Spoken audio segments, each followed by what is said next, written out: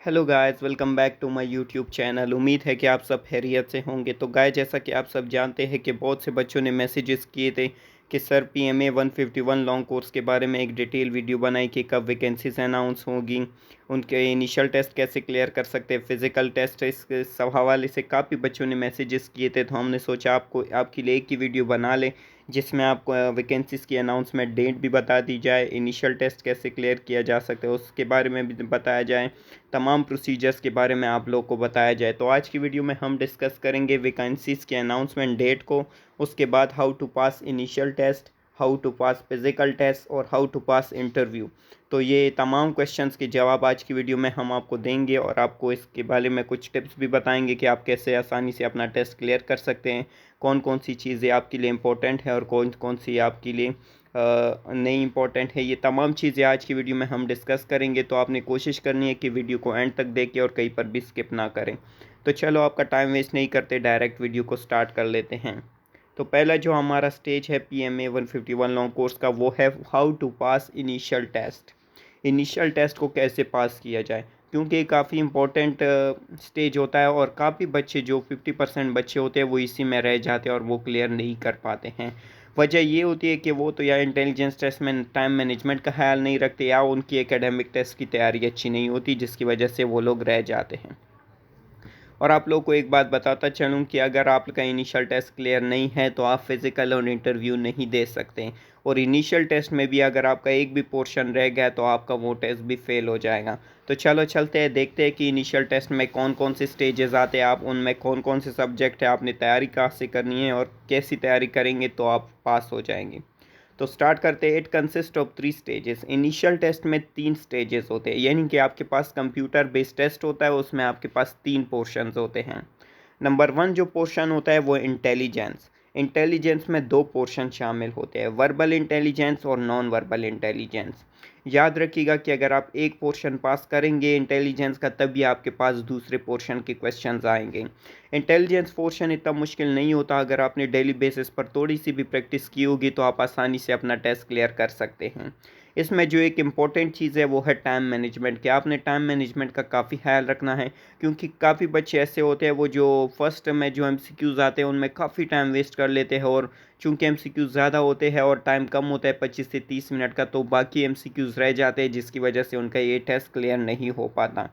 तो इसमें कुछ ऐसे भी एमसीक्यूज़ दिए जाते हैं जो आप लोग के टाइम वेस्टेज के लिए होते हैं, आप लोग कंफ्यूज करने के लिए होते हैं। तो आपने कोशिश करनी है कि जो एमसीक्यूज़ आप अच्छी तरह से सॉल्व कर सकते हैं, ईजिली सॉल्व कर सकते हैं, आप वो सॉल्व करें, और जिनमें आप लोगों को थोड़ी कन्फ्यूज़न है वो या तो आप स्किप कर लें, या फिर स्किप करने का क्योंकि फ़ायदा नहीं है, क्योंकि टाइम कम होता है और क्वेश्चन ज़्यादा होते हैं, 70 to 80 क्वेश्चन होते हैं, तो वापस आने का कोई चांस नहीं है। तो अगर आपको कोई एमसीक्यूज़ नहीं आता तो आपने उसे ब्लैंक नहीं छोड़ना है और ना ही स्किप करना है, आपने उससे खुद से सॉल्व कर लेना है, एक्सपेक्टेड आंसर देख लेना है कि कौन सा इसके करीब तर है, आपने उसको टिक कर लेना है। क्योंकि कुछ बच्चे स्किप कर लेते हैं लेकिन एंड पे उनके पास कोई टाइम नहीं बचता, तो स्किप करने का कोई फ़ायदा नहीं है। आपने कोशिश करनी है कि जो इंटेलिजेंस और वर्बल और नॉन वर्बल के पोर्शन हैं, इनके आप तमाम एमसीक्यूज़ सॉल्व कर लें, क्योंकि तमाम सॉल्व करेंगे तो इंशाल्लाह आपका टेस्ट क्लियर हो जाता है। वैसे इसमें इतना मुश्किल नहीं होता, ये इजी सा पोर्शन आता है कि अगर आपके पास बेसिक भी कंसेप्चुअल नॉलेज है तो आप आसानी से क्लियर कर सकते हैं। उसके बाद जब आप इंटेलिजेंस का पोर्शन क्लियर कर लेंगे, आपके पास स्क्रीन पे रिज़ल्ट आ जाएगा कि congratulation, you have pass your intelligence test. उसके बाद आपके पास आ जाता है एकेडमिक का टेस्ट। काफ़ी मुश्किल टेस्ट होता है, काफ़ी बच्चे इसी में रह जाते हैं। इंटेलिजेंस टेस्ट काफ़ी बच्चे क्लियर कर लेते हैं, लेकिन एकेडमिक में वो लोग रह जाते हैं। अब एकेडमिक टेस्ट क्या होता है, इसे पास कैसे किया जाए और इसमें कौन कौन से सब्जेक्ट से एमसीक्यूज़ आते हैं।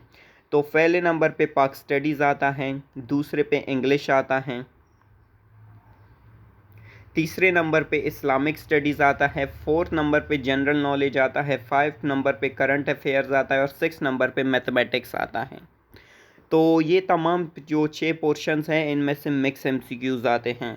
अब ये आपके लक पर डिपेंड है, कुछ बच्चों के पेपर में जो होते हैं वो इस्लामिक स्टडी से ज़्यादा एमसीक्यूज़ आ जाते हैं, कुछ के में जनरल नॉलेज से और कुछ में करंट अफेयर से। तो आपने कोशिश करनी है कि इन चीज़ों को अच्छी तरह से क्लियर करके जाएं। इसके बारे में हमारे चैनल पर कंप्लीट वीडियोस बनी हुई है जिसमें हमने हर एक पोर्शन को एक्सप्लेन किया हुआ है। अगर आपने वो वीडियोस नहीं देखी तो अभी आप PMA 150 लॉन्ग कोर्स के इनिशियल टेस्ट प्रिपरेशन के प्लेलिस्ट में चले जाएं। उसमें ये तमाम चीज़ें एक्सप्लेन हैं और वेल एक्सप्लेन हैं। इसके अलावा जो 150 लॉन्ग कोर्स के एक्सपीरियंसेस की वीडियो है उसमें काफ़ी इंपॉर्टेंट क्वेश्चंस है। आप अगर वो वीडियोस नहीं देखी तो आप वो वीडियो भी अभी जाकर देख सकते हैं PMA 150 लॉन्ग कोर्स की इनिशियल टेस्ट एक्सपीरियंसेस के प्लेलिस्ट में। एक्सपीरियंसेस के लिहाज से आप लोगों को एक बात बताता चलूँ कि ये काफ़ी इंपॉर्टेंट होते हैं और जो पाक आर्मी है इसमें 80% जो MCQs आते हैं वो एक्सपीरियंसेस से ही आते हैं। तो मैं आप लोग को सजेस्ट किया करूँगा कि जो जब आपकी वैकेंसीज़ आ जाएंगी तो आपने कोशिश करनी है कि वैकेंसीज़ के बीच में आप अप्लाई कर लें, क्योंकि जो 5 या 10 दिन का गैप हो जाता है उसमें हमारे पास एक्सपीरियंसेस आ जाते हैं जो हम वीडियो के फॉर्म में आप लोगों के साथ शेयर कर लेते हैं और आप लोगों के लिए काफ़ी हेल्पफुल साबित होते हैं। तो आपने कोशिश करनी है कि उन एक्सपीरियंसेस को आप अच्छी तरह से कर ले, क्योंकि अगर आप उन एक्सपीरियंसेस को अच्छी तरह से कर लेंगे तो आपका टेस्ट एकेडमिक आसानी से क्लियर हो सकता है। इसके अलावा जो 150 लॉन्ग कोर्स के एक्सपीरियंसेस है जो कि हमारे चैनल पर वीडियोस गिवन हैं, आप वो एक्सपीरियंसेस की वीडियोस भी अच्छी तरह से देख लीजिएगा, क्योंकि उनमें से भी काफ़ी MCQs रिपीट होते हैं। इसके अलावा आप लोग हमारे चैनल पर बाकी भी वीडियोस हर एक पोर्शन के बारे में अलग अलग वीडियोस बनी हुई हैं। इंग्लिश के प्रीपोजिशन के शॉर्टकट्स हमने बताए हुए हैं। इसके अलावा जो PF की हमने प्रिपरेशन कराई है उसकी प्रिपरेशन सीरीज़ में भी इंग्लिश के इम्पोर्टेंट MCQs मौजूद है। आप वहाँ से भी इंग्लिश की तैयारी कर सकते हैं। करंट अफेयर की तैयारी के लिए आप लोगों को ये करना होगा कि जो अभी करंट प्राइम मिनिस्टर है, ये वज़ीर दाखिला वगैरह इस तरह के MCQs आ सकते हैं और वर्ल्ड के लिहाज से भी आ सकते हैं कि टर्की का करंट प्रेसिडेंट कौन सा है, रशिया का कौन सा है, चाइना का, इस तरह के क्वेश्चंस आपके सामने आ सकते हैं। जनरल नॉलेज के बारे में हमने कंप्लीट प्रिपरेशन कराई हुई है चैनल पे। अगर आपने वो वीडियोस नहीं देखी तो अभी आप जाकर देख सकते हैं। तो ये 6 पोर्शन से MCQs आते हैं। टोटल 50 MCQs होते हैं जो इन्हीं 6 पोर्शंस में से आए हुए होते हैं। तो आपने कोशिश करनी है कि ज़्यादा से ज़्यादा जो आपका कंसंट्रेशन होना चाहिए वो एकेडमिक पोर्शन पर होना चाहिए, क्योंकि एकेडमिक पोर्शन में काफ़ी बच्चे रह जाते हैं और वो अपना टेस्ट क्लियर नहीं कर पाते हैं। तो एकेडमिक पोर्शन के बारे में मैं आपको सब चीज़ें बता ही चुका हूँ, लेकिन एक और चीज़ बताना चाहूँगा कि आप लोगों ने जितनी भी अच्छी तैयारी करनी है इसकी कर लें, और जो आपके पास जो एक्सपीरियंसेस हैं ना 150 लॉन्ग कोर्स के, वो आप एक बार ज़रूर पढ़ के जाएगा, क्योंकि जो 149 लॉन्ग कोर्स के एक्सपीरियंसेस थे हमने अपने चैनल पर उनको अपलोड किया था, और 150 लॉन्ग कोर्स में जो MCQs रिपीट हो रहे थे वो मोस्टली 149 वाले थे। तो ज़ाहिर सी बात है कि जो टेस्ट में MCQs आते हैं वो काफ़ी इंपॉर्टेंट और रिपीटेड होते हैं, तो आपने उन MCQs को भी मिक्स नहीं करना है। आपने देखे पाक आर्मी के लिए आपको स्मार्ट स्टडी करनी होगी, क्योंकि ये ऐसे पोर्शन हैं जिनके बारे में आप जितने भी स्टडी करें उसके उनके लिए कम है। तो आपने वो चीज़ें करनी है जिनके आने की काफ़ी चांसेस हो और उनके आने के और रिपीट होने के काफ़ी चांसेस ज़्यादा हों। इसके अलावा जो मैथमेटिक्स के क्वेश्चंस आते हैं, मैथमेटिक्स का बिल्कुल ये बेसिक सा टेस्ट होता है, बेसिक से कंसेप्ट आते हैं आपके सामने, और मैथमेटिक्स का पोर्शन बिल्कुल बेसिक सा होता है। उसमें कोई मुश्किल, ये जो फर्स्ट ईयर और सेकंड ईयर का मुश्किल जो PF में आते हैं मैथ्स के MCQ इस तरह के नहीं आते, बिल्कुल ही सिंपल और बेसिक से कंसेप्ट होते हैं, वो कोई भी बच्चा सॉल्व कर सकता है। और मैथ्स के MCQs काफ़ी कम तादाद में होते हैं, तकरीबन 4 से 5 MCQs होते हैं मैथ्स के पोर्शन में। तो आप लोगों ने कोशिश करनी है कि मैथ्स के साथ साथ अगर बाकी 5 पोर्शन पे आप ज़्यादा कंसंट्रेशन कर ले तो वो आपके लिए बेहतर होगा। तो उसके बाद आता है एकेडमिक का टेस्ट। जब आप क्लियर कर लेंगे तो आपको नेक्स्ट डे या 2-3 दिन छोड़कर आपको फ़िज़िकल के लिए बुलाया जाएगा। मेडिकल टेस्ट आपका उसी दिन हो जाएगा, जैसे ही आप एकेडमिक टेस्ट क्लियर कर लेंगे आपको मेडिकल के लिए उसी वक्त बुला लिया जाएगा। तो मेडिकल तो उसी वक्त हो जाएगा। मेडिकल में कोई इतना मसला नहीं होता, बेसिक सा चेकअप होता है आपका जो वो लोग कर लेते हैं। जब आप मेडिकल से रेफ़र हो जाते हैं तो आपको फ़िज़िकल टेस्ट के लिए बुलाया जाता है। तो फ़िज़िकल टेस्ट में कौन कौन सी चीज़ें शामिल हैं? नंबर 1 पे है रनिंग, फिर है डिच क्रॉसिंग, फिर है पुशअप्स, और नंबर 4 पे है फुल अप्स, और नंबर 5 है चिन अप्स। ये 5 चीज़ें आपके फ़िज़िकल टेस्ट में होती है, लेकिन इनमें से जो सबसे मुश्किल चीज़ है वो है रनिंग। अगर आप फुटबॉल खेलते हैं डेली बेसिस पे या फिर कोई और ऐसा गेम खेलते हैं जिसमें आपको रनिंग करनी पड़ती है, आपका स्टेमिना अच्छा है तो आपको रनिंग में कोई प्रॉब्लम नहीं आएगी। 1 माइल रनिंग होती है तकरीबन 7 टू 8 मिनट्स में आपको फिनिश करनी होती है। लेकिन अगर आपकी प्रैक्टिस नहीं है तो आपने अभी से प्रैक्टिस स्टार्ट कर देनी है रनिंग की, क्योंकि रनिंग में काफ़ी बच्चे रह जाते हैं। आपने कोशिश करनी है कि रनिंग में अच्छी पोजीशन हासिल कर लें। आप डेली बेसिस पर थोड़ी-सी रनिंग किया करें, पार्क जाया करें या कोई और ऐसी जगह हो जहाँ पर रनिंग की जगह हो, आप वहाँ पर भी डेली बेसिस पर 10 टू 15 मिनट्स रनिंग की प्रैक्टिस किया करें और अच्छी सी रनिंग किया करें। डिच क्रॉसिंग कोई इतना मुश्किल नहीं होता, ये आसानी से क्लियर हो जाता है। उसके बाद है पुशअप्स, आप डेली बेसिस पर पुशअप्स की भी प्रैक्टिस किया करें। 15 टू 20 पुशअप्स आपसे कराते हैं 2 मिनट में या 2.5 मिनट में। उसके बाद पुलअप्स और चिनअप्स है तो ये भी आपसे 3-3 कराए जाते हैं 2 मिनट में। तो ये चीज़ें तो हो जाती है, लेकिन पुलअप्स और चिनअप्स की भी आप थोड़ी-सी अच्छी सी प्रैक्टिस रखिएगा। यानी कि फ़िज़िकल टेस्ट में आप लोगों को ज़्यादा सा टाइम नहीं चाहिए। दिन में 15 से 20 मिनट भी अगर आप देंगे तो आपका जब टेस्ट की डेट आएगी तो आपका आसानी से इनिशियल के जो फ़िज़िकल टेस्ट है वो क्लियर हो सकता है। बस आपने कोशिश करनी है कि डेली बेसिस पर प्रैक्टिस किया करें। उसके बाद जो आता है वो हमारे पास इंटरव्यू आता है। अब इंटरव्यू में काफ़ी बच्चे फ़ेल हो जाते हैं। पिछली बार जो इंटरव्यू का रेशियो था वो काफ़ी कम था, वैसे जो बच्चे थे वो पास भी हो रहे थे, लेकिन जो रेशियो था जैसे कि दिन में 20 से 30 स्टूडेंट जाते थे, उनमें 4 या 5 ही सेलेक्ट होके आ जाते थे। तो वजह क्या है? वजह ये है कि उन जो बच्चे जाते हैं उनके पास नॉलेज तो होती है, लेकिन उनके पास कॉन्फिडेंट नहीं होता और उनका वे ऑफ टॉकिंग अच्छा नहीं होता, पर्सनैलिटी अच्छी नहीं होती। तो इंटरव्यू में जो 4 या 5 चीज़ें मैटर करती है वो है, नंबर 1 पे आता है आपका कॉन्फिडेंस।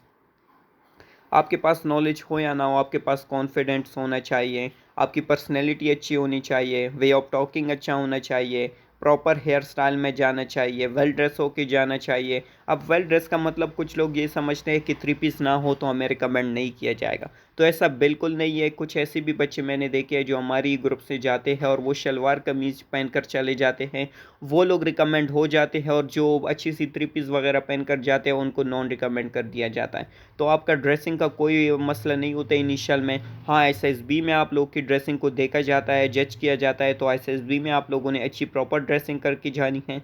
लेकिन इनिशियल इंटरव्यू में आप कोई भी ड्रेस पहनकर जा सकते हैं। अगर आपके पास 3 पीस है तो वो तो अच्छी बात है, लेकिन अगर आपके पास नहीं है तो आप शलवार कमीज़ में भी जा सकते हो, उसके साथ प्रॉपर यूनिफ़ॉर्म की शूज़ भी पहनकर जा सकते हैं। इसी तरह कोई भी ऐसा ड्रेस हो जिसमें आप कंफर्टेबल हो और आपकी पर्सनैलिटी भी अच्छी लगे।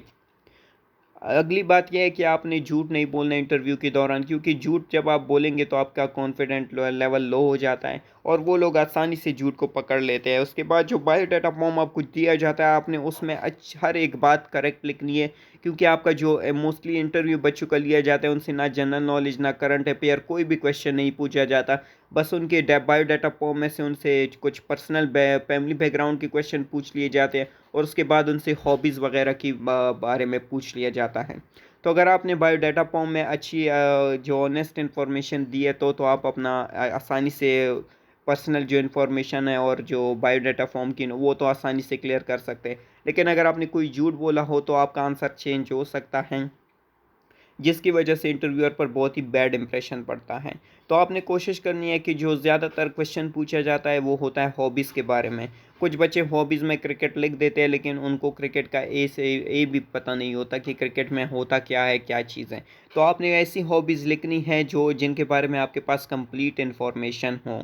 क्योंकि वो लोग हॉबीज़ के बारे में जब आप बोलेंगे कि मेरी हॉबी है क्रिकेट, तो वो आपसे क्रिकेट के बारे में कुछ क्वेश्चंस पूछेंगे, 3 या 4 क्वेश्चन। तो आपने इस तरह से प्रिपेयर होके जाना है। इसी तरह इंटरव्यू में जो एक क्वेश्चन पूछा जाता है, why do you want to join Pak army? ये क्वेश्चन तकरीबन हर स्टूडेंट से पूछा जाता है और कुछ बच्चे बाकी इंटरव्यू अच्छी तरह से दे देते हैं, लेकिन इस क्वेश्चन का जवाब सही नहीं देते, जिसकी वजह से उनको काफ़ी मसला होता है और उनके नॉन रिकमेंडेड होने के चांसेस बढ़ जाते हैं। तो इस क्वेश्चन का जवाब आपने बिल्कुल ऑनेस्टली से देना है, बिल्कुल अच्छा सा मैच्योर सा जवाब देना है। कुछ बच्चे कह देते हैं कि मैं अपनी कंट्री के लिए कुछ करना चाहता हूँ, तो वो पहले ही बोल देते हैं कि आपने ये नहीं बोलना कि मैं अपनी कंट्री के लिए ये करना चाहता हूँ, ये आपने वो प्रॉपर रीज़न देना है। तो आपका प्रॉपर रीज़न होना चाहिए जिस वजह से आप ज्वाइन कर रहे हैं। हाँ, 2-3 अपने रीज़न बता दें और 1-2 यही बता दें कि मैं अपने मुल्क के लिए, अपनी कंट्री के लिए कुछ करना चाहता हूँ, लेकिन आपके अपनी भी रीज़न बीच में शामिल होनी चाहिए। और जब बच्चे क्वेश्चन का जवाब दे देते हैं तो मोस्टली उनसे पूछा जाता है, जो इंटरव्यू के एंड पे जाके उनसे पूछा जाता है कि आप अपना आंसर इस क्वेश्चन का चेंज करना चाहते हैं, तो कुछ बच्चे तो आराम से चेंज कर देते हैं, जिनकी वजह से उनको पता चल जाता है कि इसने झूठ बोला था। तो इस क्वेश्चन का जवाब आपने अगर एक बार दे दिया तो आपने उसको किसी भी कीमत पर चेंज नहीं करना, उसी पर डटे रहना है। तो इंटरव्यू के बारे में ये कुछ चीज़ें थी जो कि मैं आपको एक बार फिर से शॉर्टकट में बता देता हूँ। नंबर 1 पे है कॉन्फिडेंट, नंबर 2 पे है आपने झूठ नहीं बोलना, नंबर 3 पे आपसे जिस लैंग्वेज में क्वेश्चन किया जाए आपने उसी में आंसर करना है, नंबर 4 है आपने वेल ड्रेस होके जाना है, नंबर 5 है आपका प्रॉपर हेयर कट होना चाहिए और आपकी पर्सनैलिटी अच्छी दिखनी चाहिए। ये 4-5 चीज़ें अगर आप कर लेते हैं तो आपको कोई भी नॉन रिकमेंड नहीं कर पाएगा। तो नेक्स्ट पर चलते हैं, जो वैकेंसीज़ की अनाउंसमेंट डेट है। काफ़ी बच्चे ये क्वेश्चन पूछते हैं कि वैकेंसीज़ कब अनाउंस होगी, अनाउंसमेंट डेट क्या है। व्हाट्सएप ग्रुप में से काफ़ी पर्सनल मैसेजेस आ रहे थे, तो मैंने सोचा आप लोग के लिए एक वीडियो बना दी जाए जिसकी वजह से जिससे आप लोग के सारे जो 151 लॉन्ग कोर्स के कंसेप्ट्स हैं वो भी क्लियर हो जाए, और साथ में आपको ये भी बता दूं कि एक्सपेक्टेड डेट कौन सी है वैकेंसीज़ की। तो वैकेंसीज़ की जो एक्सपेक्टेड डेट है वो है फर्स्ट वीक ऑफ अक्टूबर, या तो सितंबर के 25 के बाद अनाउंस हो जाती है और या फर्स्ट वीक ऑफ अक्टूबर, इसी बीच में ये वैकेंसीज अनाउंस हो जाती है। तो आपने अभी से तैयारी स्टार्ट कर देनी है। इंशाल्लाह हमारे इस चैनल पर आज से या कल से आप लोग की तैयारी स्टार्ट करा दी जाएगी 151 लॉन्ग कोर्स की। तो आपने कोशिश करनी है कि जो जो वीडियोस हम अपलोड करते हैं वो आप डेली बेसिस पर देखें। आप लोग का ज़्यादा टाइम नहीं लेते हम, टोटल वीडियो 7 से 8 मिनट की होती है, जिसमें हमने काफ़ी इंपॉर्टेंट एमसीक्यूज़ को डिस्कस किया होता है। और कुछ बच्चे ये वीडियोस नहीं देखते, फिर जब उनका टेस्ट डेट आ जाती है 1 हफ्ते बाद, तो वो हमें मैसेज करते हैं कि सर कुछ ऐसा चीज़ें भेज दें जिसकी वजह से हम अपना टेस्ट क्लियर कर सकें। तो अगर आपने इस चीज़ों से बचना है और आपने अपना टेस्ट आसानी से और अच्छी तरीके से क्लियर करना है, तो आप दिन में से आधा घंटा भी अगर इसकी तैयारी के लिए निकालें तो वो काफ़ी है। जो हम वीडियोस अपलोड करते हैं 7 से 8 मिनट की वीडियो होती है, आप लोगों का ज़्यादा टाइम नहीं जाता उसमें। उसमें हमने प्रॉपर आंसर भी बताए होते हैं, प्रॉपर एक्सप्लेनेशन के साथ आप लोगों को बताते हैं, जिससे आप लोगों के कंसेप्ट भी क्लियर हो जाते हैं और आपको वो चीज़ें टेस्ट के दौरान भी याद रहती हैं। तो आपने कोशिश करनी है कि जो जो वीडियोज़ हम अपलोड करते हैं वो आप डेली बेसिस पर देखें। इसके अलावा अगर आप लोगों को किसी और टॉपिक के ऊपर कन्फ्यूजन है और अगर आप चाहते हैं कि किसी और टॉपिक पर आपके लिए वीडियो बनाई जाए, तो आप वो भी हमें कमेंट सेक्शन में बता सकते हैं, उसके ऊपर भी वीडियो ज़रूर बनाई जाएगी। तो गाइस उम्मीद है कि आप लोग को वीडियो अच्छी लगी होगी। वीडियो अच्छी लगी है तो वीडियो को लाइक कीजिए, ज़्यादा से ज़्यादा शेयर कीजिए ताकि और लोग की भी हेल्प हो सके। और अगर आप चैनल पर नए हैं तो चैनल को सब्सक्राइब कीजिए और बेल के आइकन को दबाना मत भूलिएगा, ताकि मेरी तरफ से आने वाले इस इंटरेस्टिंग वीडियोस का नोटिफिकेशन आपको हर वक्त और हर जगह मिलता रहे। तो गाइस आज की वीडियो यहीं पर एंड करेंगे, मिलते हैं नेक्स्ट वीडियो में, तब तक के लिए खुदा हाफिज़, अपना ख्याल रखिएगा। Thank you guys.